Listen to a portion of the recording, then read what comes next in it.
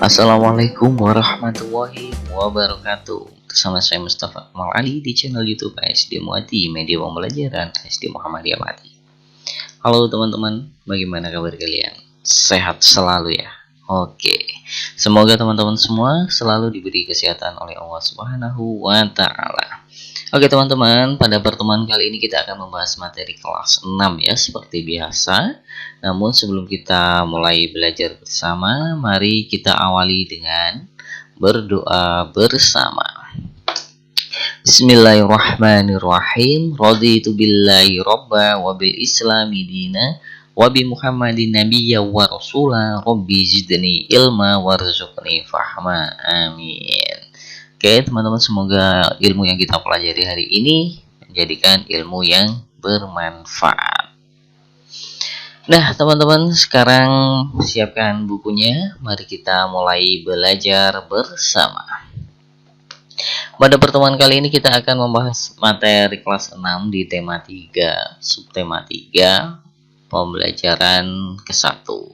Jadi pada pertemuan kali ini kita akan membahas di subtema yang baru ya. Oke. Nah, di subtema 3 pembelajaran 1 ini kita akan mempelajari beberapa materi, diantaranya di mapel muatan bahasa Indonesia yaitu tentang teks eksplanasi dan kata baku. Di mapel IPS kita akan mempelajari tentang pengaruh perkembangan teknologi dalam kehidupan. Di materi IPA kita akan mempelajari tentang rangkaian listrik seri dan paralel. Oke, selanjutnya ya, langsung saja.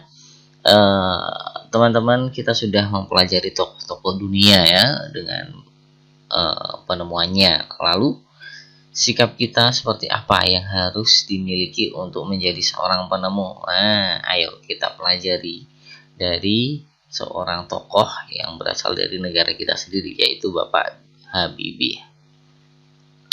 Nah, teman-teman, di sini kalian lihat di sini ada seorang tokoh yang sangat memiliki jasa besar ya untuk negara kita.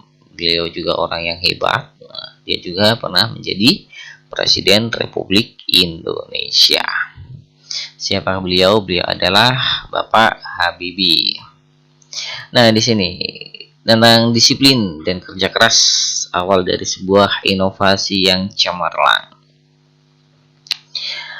Profesor Dr. Ik Baharudin Yusuf Habibie, biasanya dikenal dengan B.J. Habibie ya, adalah Presiden ketiga Republik Indonesia yang menjadi kebanggaan bangsa Indonesia. Beliau dilahirkan di Parepare, Sulawesi Selatan, tanggal 25 Juni tahun 1936. Nah, masa kecilnya ya, udah.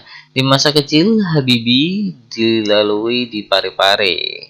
Sikap hidup disiplin dan kerja keras telah ditunjukkan Habibie sejak kanak-kanak.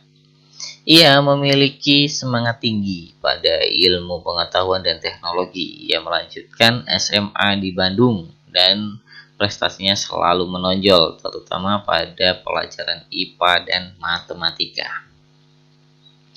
Nah, perjuangan keras di perantauannya didukung oleh kemauan keras untuk belajar. Selepas SMA, beliau masuk di ITB atau Institut Teknologi Bandung, kemudian mendapat beasiswa untuk melanjutkan kuliah di Jerman, jurusan konstruksi pesawat terbang. Ia bertekad bulat untuk bekerja keras dan harus sukses.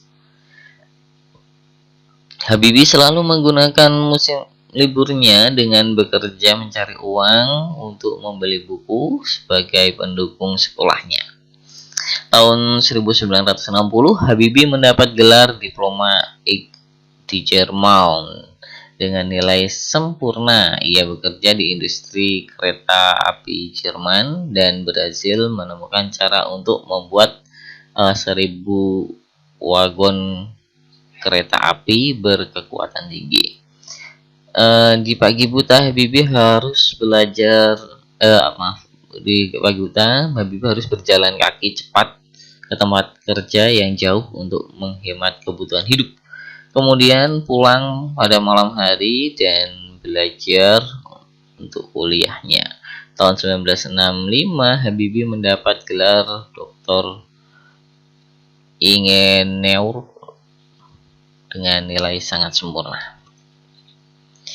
Nah, buah dari kerja kerasnya Habibie kemudian bekerja di industri pesawat terbang Jerman. Nah, karena sikap disiplin dan kerja keras akhirnya terus naik hingga dipercaya menjadi vice president sekaligus direktur dan penasehat senior bidang teknologi. Ia menjadi satu-satunya orang Asia yang berhasil menduduki jabatan bergengsi di perusahaan pesawat terbang Jerman. Nah, kecintaan Habibie terhadap tanah air sekarang ya. Tahun 1968, Habibie mengundang 40 insinyur Indonesia untuk bekerja di Jerman guna mempersiapkan keterampilan dan pengalaman mereka dalam membuat produk industri dirgantara, maritim, dan darat di tanah air. Tahun 1974, Habibie meminta pulang ke tanah air dan menjadi penasihat pemerintah di bidang teknologi pesawat terbang. Ia menjadi Menteri Negara Riset dan Teknologi hingga menjadi Wakil Presiden dan menjadi Presiden ketiga. Prestasi cemerlang buah dari disiplin dan kerja keras. Habibie menyumbang berbagai penemuan dan sejumlah teori di bidang konstruksi pesawat terbang seperti Habibie Vector, Habibie Term, dan Habibie Method yang dipakai oleh universitas di seluruh dunia. Ia dijuluki sebagai Mr. Cart karena menemukan rumus untuk menghitung cacat badan pesawat terbang. Ia juga menerima banyak penghargaan dan prestasinya diakui berbagai lembaga internasional seperti di Jerman, Inggris, Swedia, Prancis, dan Amerika Serikat, serta menerima penghargaan yang hampir setara dengan hadiah Nobel. Habibie, Bapak Teknologi Indonesia sekarang. Nah, tahun 1976 Habibie mendirikan industri pesawat terbang pertama di kawasan Asia Tenggara, yaitu PT Nur Tonio, dan industri strategis lainnya. Industri binaannya berhasil memproduksi pesawat terbang. Nah, helikopter, senjata amunisi, kapal, tank, panzer, water cannon, dan kendaraan RPPM, kendaraan tempur, dan mesin banyak lagi baik untuk keperluan sipil maupun militer. Di tingkat dunia, Habibie terlibat dalam berbagai proyek desain dan konstruksi pesawat terbang seperti Fokker, pesawat angkut militer jet eksekutif, Airbus, pesawat angkut dengan teknologi mendarat dan lepas landas secara vertikal, CN 235 dan CN 250. Selain itu, Habibie secara tidak langsung ikut terlibat dalam proyek penghitungan dan desain helikopter, pesawat tempur multifungsi, beberapa peluru kendali, dan satelit di tingkat dunia. Wow, keren sekali. Nah, setelah membaca beberapa teks tadi ya teman-teman, coba teman-teman selesaikan atau jawab pertanyaan-pertanyaan berikut ini. Yang pertama, apa topik masalah dari teks tersebut? Yang kedua, apakah teks tersebut adalah jenis teks eksplanasi ilmiah? Jelaskan dan beri contohnya ya. Nah, yang ketiga, apa pesan yang ingin disampaikan penulis melalui teks tersebut? Oke teman-teman, silakan dikerjakan di buku kalian masing-masing. Selanjutnya, tentang berkaitan kosakata baku ya. Nah, kosakata baku adalah kosakata yang penulisannya telah sesuai dengan pedoman umum ejaan bahasa Indonesia atau POEB. Sebaliknya, kosakata non baku adalah kosakata yang penulisannya tidak sesuai dengan pedoman umum ejaan bahasa Indonesia atau POEB. Nah, kosakata baku ini menjadi atau wajib digunakan dalam tulisan atau percakapan pada acara-acara formal. Nah, kosakata non baku boleh digunakan dalam bahasa percakapan pada acara non formal seperti saat berbicara kepada teman dalam kehidupan sehari-hari.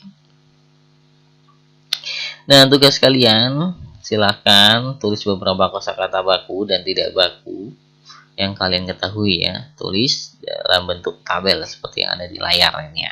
Nah, selanjutnya di sini kita akan mempelajari Habibie dengan penemuannya telah memberikan manfaat yang cukup besar terhadap dunia transportasi ya teman-teman tentunya. Nah, khususnya pada transportasi udara, bagaimana pengaruh alat transportasi terhadap kehidupan ekonomi masyarakat Indonesia kira-kira? Nah, mari kita amati ya di sini.